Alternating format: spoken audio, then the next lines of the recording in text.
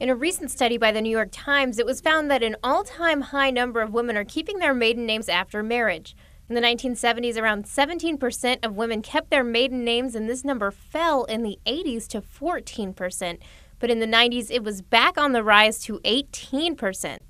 As of 2014, that number is up to around 29.5%, and there are many factors that could contribute. This trend of using the surname of birth has been around since around the 1970s, the women's movement, and then fell off somewhat during the conservative 1980s and early 90s, and then there's been a recent resurgence of women using their surname of birth. The issue of why there is this resurgence is quite complex, but it seems to be rooted in identity. Like many other groups, the whole issue of identity is very, very important. Whether you're talking about race or ethnicity, whether you're talking about age, people want to feel that they're definable as themselves, not like under the yoke of somebody else. So I'm sure that that is a big part of it, for sure. This thought goes back to the idea of a male-dominated society. Follows in the same concept of patriarch. You have the authority, you control, so you determine what is what.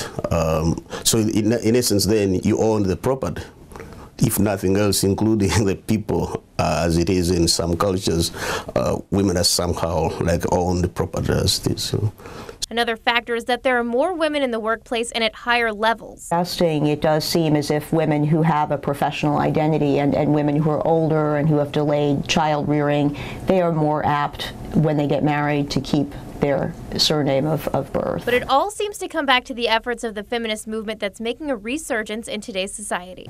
You know, ironically, feminism has enabled more freedom of choice for women. That's not the ironic part, but I think the ironic part is that it enables women to make a choice as to whether or not they want to keep their last name or not, and why, you know, and then also the freedom to self-define or not as a feminist. I mean, so in other words, I think the feminist movement has enabled women to reach a point in their evolution where they can decide to choose to keep their last name or not, and it doesn't, you know, nowadays that need not necessarily be framed as a quote-unquote feminist issue.